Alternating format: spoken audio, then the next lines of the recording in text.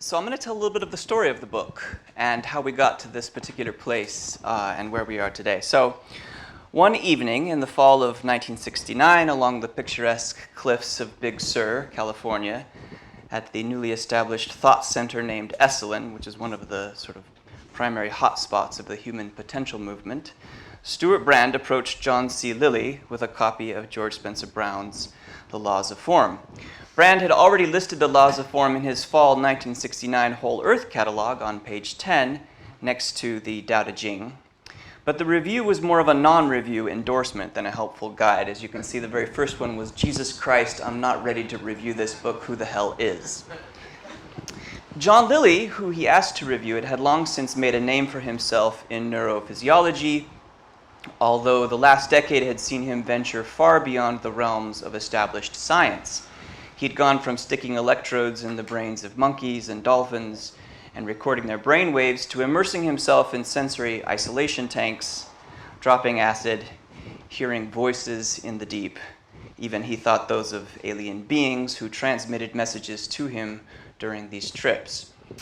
He had become convinced that if we could physically remove ourselves from the constant stream of sensory input that makes up our every waking experience, our minds would begin to engage in a form of self-exploration that would eventually render legible the quote-unquote programs and metaprograms that make up the states of consciousness dictating our realities. Only by being here now in the sensory deprivation tank, he thought, could we enter those transcendent realms outside of time. Now, Lilly might have seemed like the perfect person to review the book. The book does, as we all know, announce itself as more than a mere exercise in Boolean logic, more even than an attempt to more successfully re-articulate the foundational principles of mathematics. Some years later, in his pop journalistic account of all things New Agey, George Goodman, using the pen name Adam Smith, reported that when interviewing John C. Lilly, he was handed a copy of Laws of Form, which he sent around to some mathematician friends, some apparently at the Institute for Advanced Study in Princeton, who said that it was a nice exercise in Boolean algebra, quote, but what was all this about changing consciousness? Changing consciousness. This was important in 1969, a kind of key phrase for the flourishing new culture of spiritual seekers, many of whom were turning to forms of Eastern religiosity and mysticism. And Laws of Form more than hints at its relevance in this realm, with prominent quotations from the Tao Te Ching and yin-yang-like solutions to the paradoxes of self-reference. When he first read the book, however, and of course remember that as we just saw in our last talk, the book is talking about nothing short of sort of the universe coming into being. So the ambition is there from the beginning.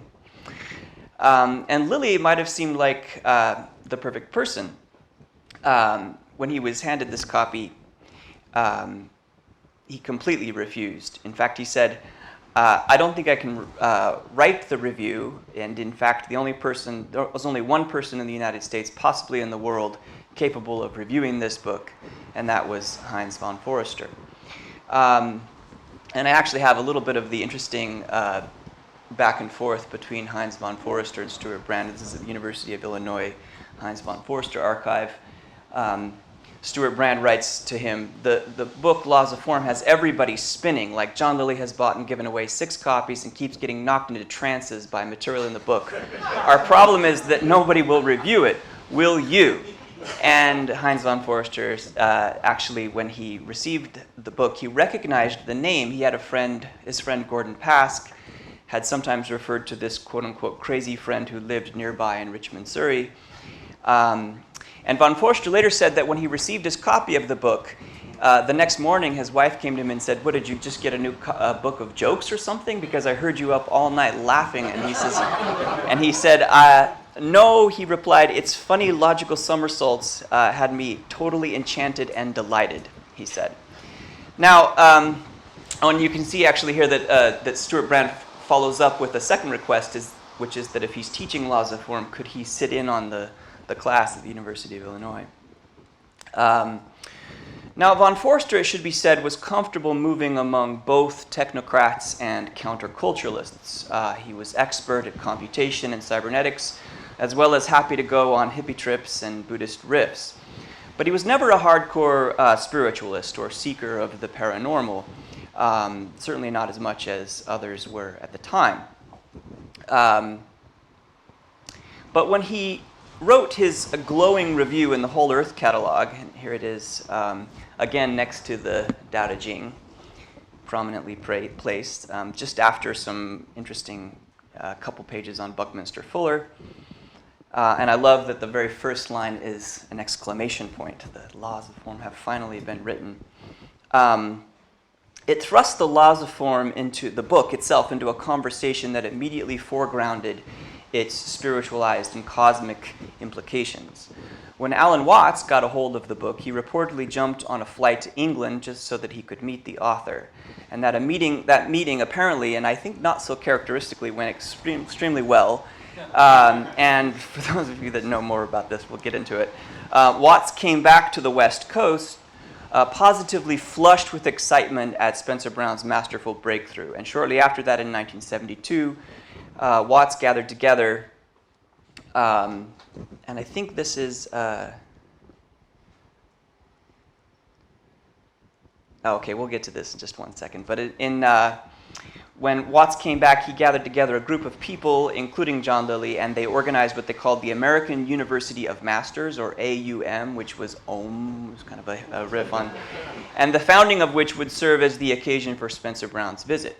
Now, the thing to keep in mind is that in England, things had been sort of going along pretty well, but also spiraling a bit for the book's author. Spencer Brown, it's an understatement to say that less is known about him than about his master work. But I don't think anyone can read much of his other works without, or even the introduction to the books, without recognizing that this was someone who struggled mightily with psychological demons, with probably paranoia at least, if not forms of megalomania, and probably a number of other mental disorders that I'm not qualified to diagnose. But it is at least worth, sorry? I met them. Okay, yes, so we have that evidence, at least here in the room as well. But it's at least worth noting that his oft-repeated claim that he studied psychotherapy with R.D. Laing, the famous Scottish psychologist, was a study that happened primarily in the context of him as Laing's patient. Letters from Spencer Brown to Laing reveal that he participated in Laing's Kingsley Hall experiment, where the psychologists and the patients all lived together in the same place, and he thought a lot about that.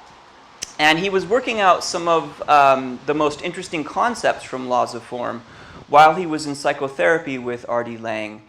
And you can actually see some of that in some of the letters that he writes to R.D. Laing. This is from the University of Glasgow's R.D. Laing.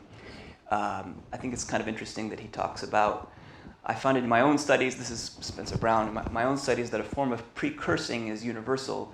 In laws of form, we have to introduce division, which precurses growth. We then find a dominant and a recessive character, which precurses hereditary. In chapter 8, we find transparency and opacity, which precurse light and darkness. In chapter 11, unfinished, so he's literally writing the crucial chapter 11 as he writes to R.D. Laing, where we introduce time, we find precursors of quantum and particle mechanics. So there we go. At least he thought so. In another handwritten letter, you can see him struggling with, he had a very sort of troubled relationship with his mother. He says to Laing, "What do you do when you say I will produce another version of my mother, possibly more virulent? What do you see?" An obvious possibility, perhaps. I really liked this letter that he wrote to R.D. Laing, where he says, "You as a psychiatrist are engaged in blessing people where they have been cursed.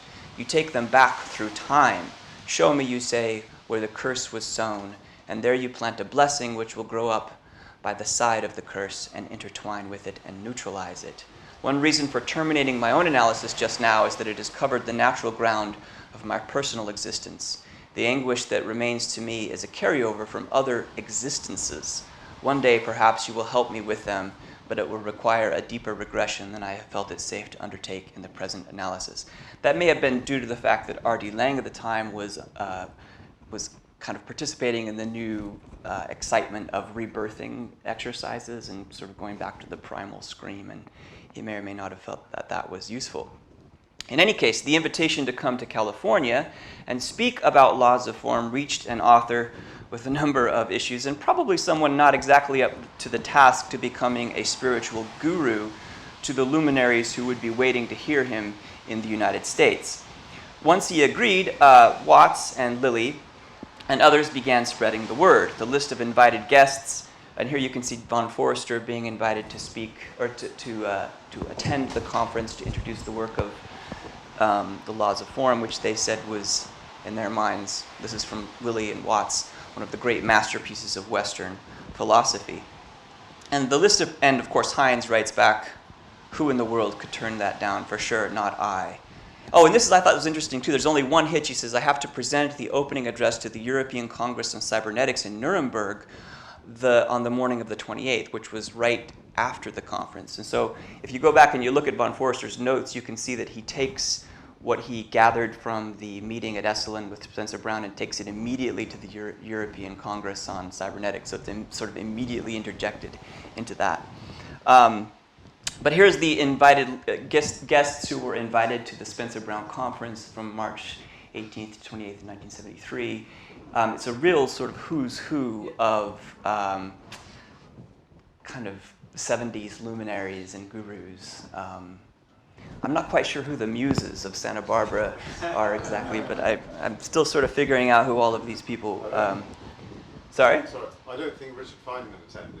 No, there's a number of people in IA Richard, some of the others. These are the people that were invited.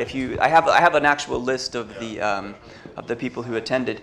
And I have a kind of a funny story, and I'm sorry that I'm taking up so much time, but the way that I located the actual reel-to-reel recordings of the event at Esalen was kind of interesting. I went down to Esalen. I tried to see if they had archives. They didn't know. It turned out that one person who had been there and recorded them had died and given his archive to a friend, and it was in these moldy boxes in his garage. And I asked if I could come by and take a look at, because I was looking for Esalen 1973 reel-to-reel recordings. I'd never heard Spencer Brown's voice. I was kind of fascinated to hear this. And he said, yeah, but before you go look in the archive, I'm going to require that you smoke some weed with me, because I think my friend would absolutely not allow you to see these treasures without. So we got a little high. And then he took me in, and the very first box I opened had these reel-to-reel tapes, Esalen 1973. G. Spencer Brown. So here, I think for the first time, I'd like to release this to the internet at some point if I can figure out the copyright issues. But I'm going to show you just a little bit of the introductions that happen, and then a little bit of Spencer Brown's voice, so that you can hear a little bit of what we're doing. I hope that the sound is okay, because this is kind of special. So here's Alan Watts kind of bringing everyone together at the beginning of the event. Alan, I have a strong request before you start. Yes. This is one of the few places in the world left with clean air. If people are going to smoke, and we can sure to leave both doors open, whether it's chilly or not. We can get smoke-filled rooms in much less beautiful settings. I'm tired of the new Puritanism.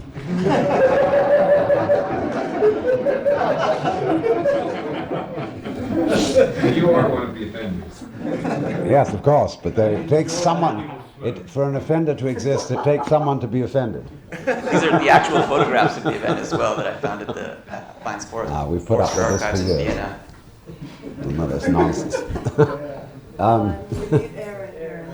Of course we do. Right, we need air anyway, whether people smoke or not.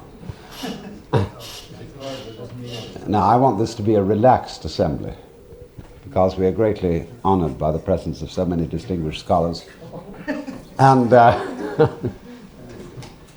I am officially president of the Society for Comparative Philosophy. Okay, so he turns the time over to John Lilly, whose job it is to introduce Spencer Brown. But before he does this little Esalen thing here. Well, first I'd like to do a little Esalen thing for the benefit of our guest and for one another. And that is have each person say who they are and what their particular interests are. We'll give you each 30 seconds. So they go around the room. Carl Pribram was there. I thought his introduction was kind of fun. He says, Pribram, brains. That's all he says. So then he clarifies, Ram Dass, who I don't have a photograph, but this is him at around the same time. So Ram Dass, previously Richard Alpert, psychologist, yogi, psychedelicist, student of consciousness. Here for the joy of being here. As usual. All right. Gregory Bateson, who introduces himself merely as anthropologist. Gregory? Gregory Bateson, anthropologist, New Guinea and Dutch Indian. And I like that there's a lot, you can kind of get the jocularity of the affair to everyone, at Esalen, people were just sitting on the floor with pillows, and it was a very kind of relaxed assembly. I'm Walter Barney. Sitting here wondering how to introduce myself. I'm Walter Barney, hi. He'll become more interesting in our story in just a minute. John Brockman, who was a very important book agent at the time, if you've read anything of this era, it's because John Brockman found it and published it. John Brockman. I'm working in the relationships between new technologies and methodologies and as it applies to perception and image. And I'm John Lilly's meta guru.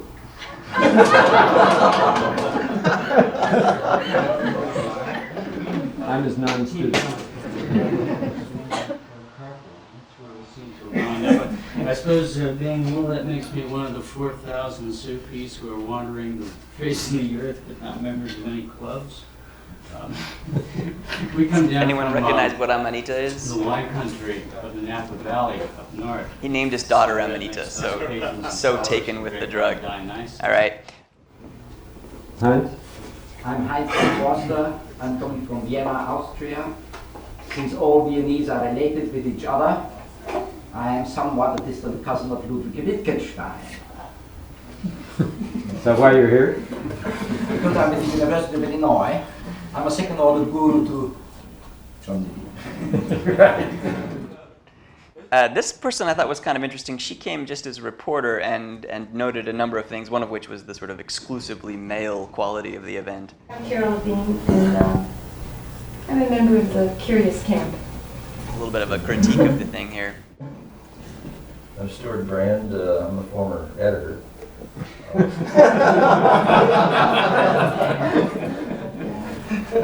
I'm pursuing cybernetics.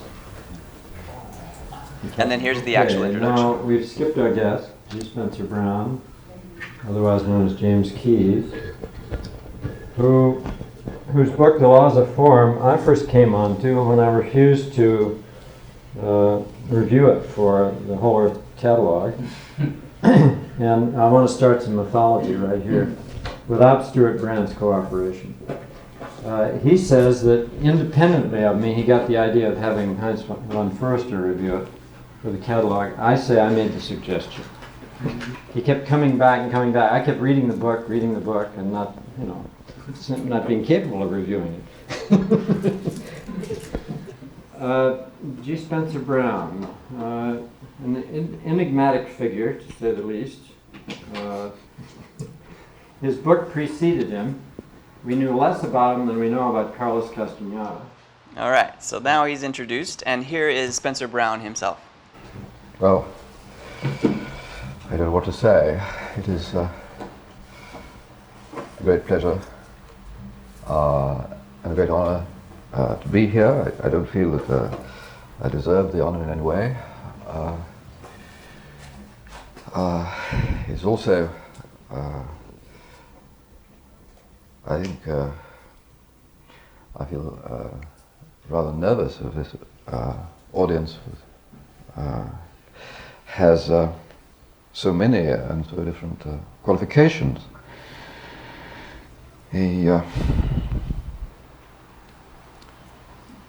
I don't hope to do anything but really answer any questions that anybody has to ask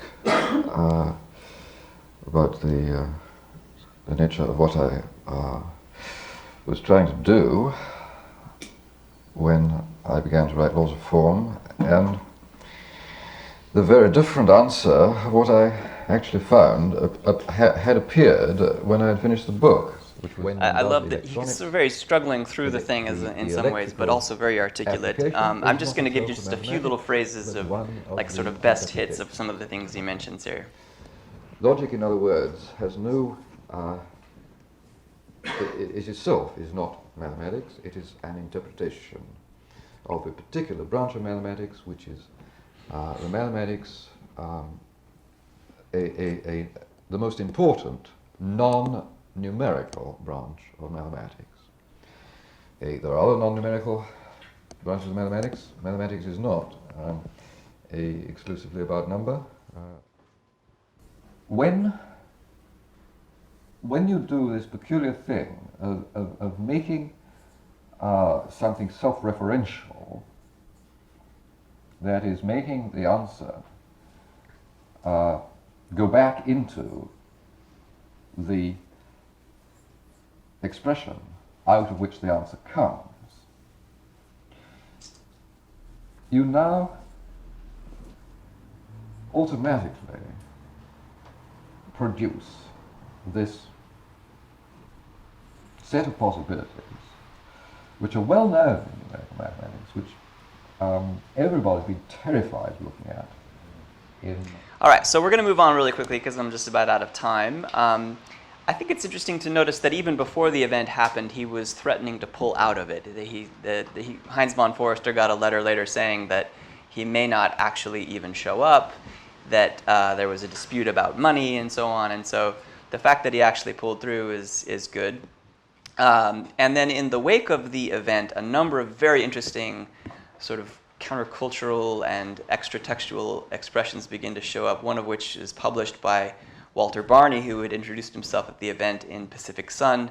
And he reported that while they were there, a number of people after Spencer Brown left decided that perhaps the best way to understand the laws of form would be to translate it to music. And so they got a sort of a little chamber quartet together who would then try to translate the different crossings and so on into musical phrases. And sadly, that recording, as far as I can tell, no longer exists. Timothy Leary got a copy of the Pacific Sun article, wrote to Walter Barney and said, "I loved it, like your style and your form. Send along the G. Spencer Brown materials," which he read. Alan Watts would go on he died shortly after the Esalen event, but he would write about laws of form and the 0-1 amazement in his book, Cloud Hidden Whereabouts Unknown, I think it's called. And he refers to it as a little classic of exquisite reasoning which goes down to the very roots of thinking, and could be called an approach to mystical experience by the way of mathematical logic, or so he thought. One of the most, if you've sort of surfed the internet, you may have encountered a manuscript that was written, a kind of novelization of Spencer Brownian paradoxes written by Walter Barney and Kurt von Meyer. They tried to get a publisher. They met apparently with Doubleday, who laughed at them. And I came into a copy of the manuscript, which is this kind of really fascinating James Joyce meets Thomas Pynchon meets Philip K. Dick kind of sci-fi exercise on some kind of like riff that they call Sufi Central. I'm just going to let you sort of like gaze through some of this. I just randomly pulled a page out. I haven't been able to make much heads or tails of the text itself, but the Spencer Brown appears on just about every page of the manuscript, which I'd like to get it published at some point because I think it's a kind of a really interesting novel of the time. Spencer Brown was invited back to California just a few years after that. He was supposed to speak on Alan Watts's Houseboat, and Walter Barney and Kurt von Meyer had organized this. But along the way, Spencer Brown met a girl that he liked a lot named Katherine Parker, and they hooked up and just drove south instead. And apparently she was with him for 5 or 6 months. I somehow found her in Boulder, Colorado, and she gave me copies of all of his old books and stuff. And so there's a lot of really interesting material there that she has to share as well that I don't have time to show you. Yeah, right. But I think one of the most sort of long-standing influences of this event and the book Laws of Form is on John Lilly. And the real influence that it had on him was on his transformation of sensory isolation tanks from this sort of Cold War device of torture and endurance into like a form of therapeutic experience that now I found one today here in Liverpool. You can go have a float session for 90 pounds or something. But he basically thought of the laws of form as a kind of operating logic for what one does when one enters the void of the sensory isolation tank, where there are no longer the distinctions that we draw in our normal everyday experience. And really, after 1974, 75, you can't find a John Lilly book or interview or something where he doesn't mention laws of form. He even begins to call it the void method of contemplative practice. By integrating, organizing, meditating on void versus non-void experience, you discover for yourself the uses of this restful tool in your own planet-side trip. So I went and tried the float tank. There's of course a number of like interesting float organizations in the 70s that would specifically use this interface of form and void. One of the ones that was developed was a design that John Lilly helped, and Heinz von Foerster came and floated in to try it out. I think it's designed to look specifically like the Apollo 11 capsule. But anyway, this is how floating went from this terrible Cold War device of torture to now, as we see, basically it's just a place for you to relax and wash stress away. So curiously enough, one of the more sort of enduring legacies of laws of form is its participation in this kind of mindfulness practice that people are doing now. So thank you very much. I'm sorry it took so much time.